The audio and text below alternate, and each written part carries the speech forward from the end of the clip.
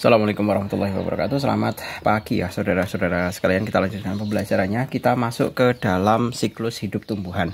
Nah, dalam konteks ini Pak Jul akan memberikan sedikit mengenai pengertian mengenai perbedaan mengenai siklus tumbuhan atau metagenesis atau tahapan daur hidup dari sebuah tumbuhan. Dalam konteks ini kita akan mempelajari mengenai lumut dan juga tumbuhan paku ya. Saya rasa kalian sudah terbiasa ya melihat lumut, itu tumbuhan hijau yang kecil-kecil itu biasanya di kamar mandi atau tempat-tempat lembab. Begitu juga tumbuhan paku. Nah, tumbuhan paku itu biasanya untuk hiasan, seperti halnya pakis atau tumbuhan paku ekor kuda yang biasanya ditempelkan di pohon-pohon yang besar sebagai penghias kebun. Nah, kita akan coba mempelajari mengenai perbedaannya ya. Pertama, saya akan berikan mengenai gambar daur hidup lumut terlebih dahulu. Nah, saya berikan di sini ada sebuah skema ya, siklus hidup lumut. Saya perjelas di situ. Nah, kita lihat di sini. Pertama ya, di bagian spora saya sesuaikan di sini karena titik mulainya adalah spora ya. Spora itu mengalami pembelahan meiosis ya. Meiosis itu biasa, itu untuk pembelahan sel gamet. Itu akan membentuk spora, kemudian spora akan membentuk gametofit muda. Kemudian gametofit itu kan sudah dalam bentuk sel kelamin ya. Kemudian berkembang dan melalui pembelahan mitosis itu akan berkembang menjadi gametofit jantan maupun betina. Nah, masing-masing jantan maupun betina individu dari lumut itu akan menghasilkan, kalau jantan menghasilkan antheridium, kalau betina menghasilkan archegonium. Di mana nanti antheridium itu menghasilkan sperma, kemudian archegonium itu menghasilkan sel telur. Nah, dalam fase yang di bawah ini itu kromosom selnya itu bersifat haploid atau 1N. Biasa ya, kalau perkembangan sel kelamin itu kan separuh dari sel tubuh. Jadi haploid ini. Diingat. Nah, setelah ada pertemuan antara sel telur dengan sel sperma yang dihasilkan antheridium dan archegonium, ini terjadi pembuahan, kemudian terbentuklah zigot. Ya.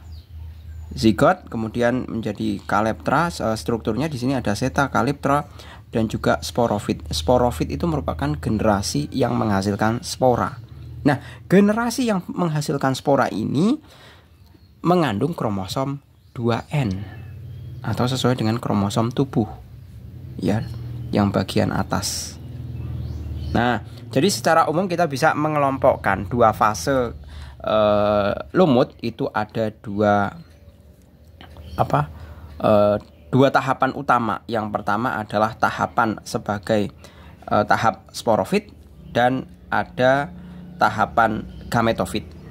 Sporofit adalah generasi penghasil spora bersifat diploid, sedangkan gametofit merupakan generasi penghasil sel kelamin yang mengandung kromosom haploid 1N. Nah, strukturnya seperti ini, bisa disingkat ya. Spora kemudian menghasilkan tumbuhan lumut muda. Tumbuhan lumut muda menghasilkan gametofit. Kemudian masing-masing gametofit itu akan menghasilkan antheridium dan archegonium, di mana selnya adalah haploid atau 1N. Kemudian sel telur dan sperma bertemu menjadi zigot. Nah, seperti biasa zigot itu pasti 2N kromosomnya karena pertemuan dari dua buah sel kelamin yang masing-masing 1N dan 1N, otomatis kan 2N.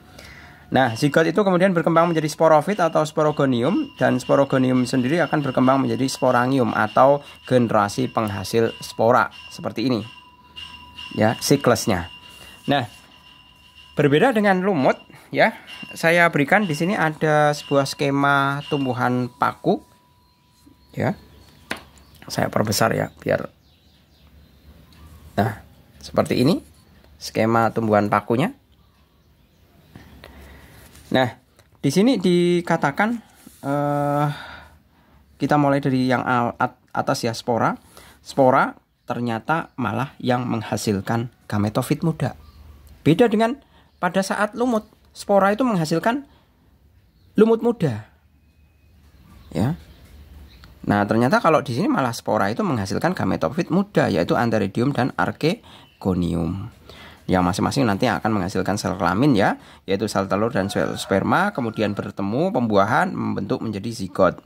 Zigot dengan pembelahan mitosis akan menghasilkan gametofit berupa sporofit muda. Nah, sporofit dewasa ini kemudian dengan pembelahan meiosis akan menghasilkan sporangium dan kemudian menghasilkan spora.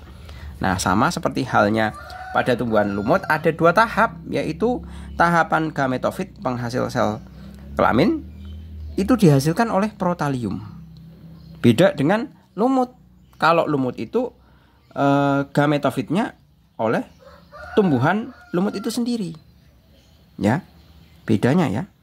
Nah, kemudian gametofit akan berkembang membelah menjadi Antheridium Archegonium, spermatozoid ovum bertemu menjadi zigot 2N, ya. Kemudian zigot berkembang menjadi tumbuhan paku dewasa. Nah, tumbuhan paku homospora atau sporofit ini yang merupakan generasi penghasil spora. Atau di sini dikatakan sporofit, kemudian sporofil, sporangium. Nah, beda ya. Penghasil sporofitnya itu kalau pada tumbuhan paku adalah tumbuhan paku sendiri.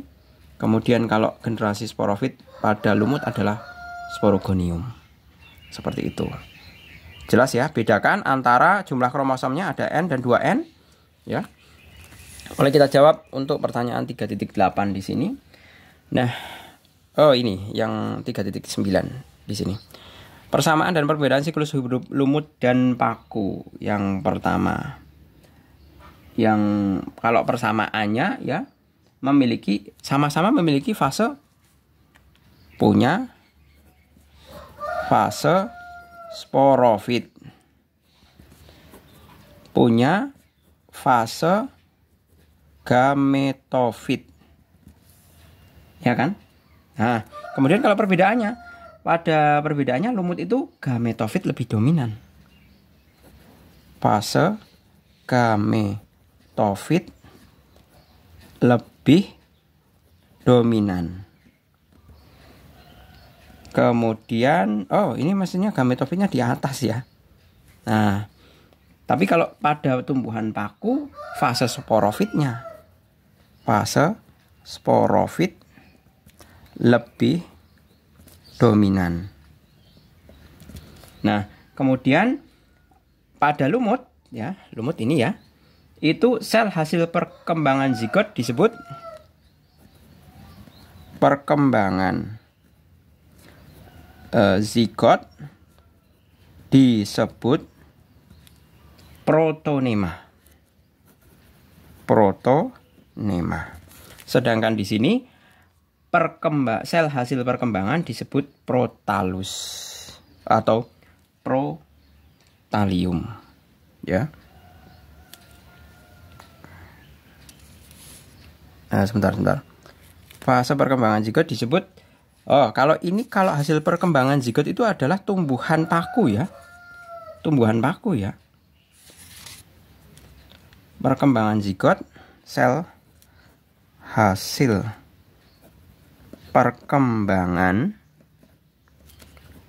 zigot disebut tumbuhan paku itu sendiri. Paku. Nah, clear ya. Kita lanjut ke pertanyaan berikutnya. Nah, ke pertanyaan berikutnya yaitu pada pemahaman pada bagian 3.1. Kita mulai.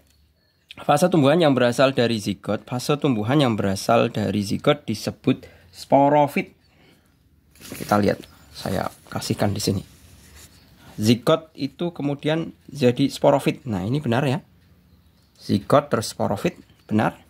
Tumbuhan dengan fase dominan sporofit dapat tumbuh tinggi. Fase tumbuhan dengan fase dominan sporofit. Nah, yang dominan sporofit itu adalah tumbuhan paku. Tumbuhan paku. Sporofitnya ini. Nah, ini sporofit tumbuhan paku. Nah, ini kan bisa tumbuh tinggi besar maksudnya. Kalau lumut kan kecil-kecil saja. Ya, berarti ini yang dimaksud fase dominan sporofit dapat tumbuh tinggi itu adalah tumbuhan paku. Itu jelas sudah pasti benar. Sebagai contoh, tadi jawabannya kan benar. Paku fase sporofit lebih dominan. Ya kan? Nah, balik lagi. Untuk tumbuhan selalu mengalami fase sporofit dan gametofit secara bergiliran dan terus-menerus. Nah, ini juga benar. Inilah kenapa dinyatakan sebagai metagenesis. 4. Fase gametofit pada lumut dapat melakukan fotosintesis. Coba kita lihat gametofit ya. Gametofit. Nah, gametofitnya itu Antheridium archegonium. Nah, padahal yang dapat melakukan fotosintesis itu adalah lumut muda atau tumbuhan lumut. Ya. Berarti ini pernyataannya salah. Ini belum dalam bentuk Antheridium archegonium itu belum dalam bentuk belum memiliki klorofil atau hijau daun. Lumut itu kan hijau daun ya. Nah, dia masih bisa fotosintesis. Nah, berarti kalau di sini fase gametofitnya dapat melakukan fotosintesis itu jelas salah. Seperti itu. Oke, gitu ya. Saya rasa cukup, semoga bermanfaat. Terima kasih. Selamat pagi. Assalamualaikum warahmatullahi wabarakatuh.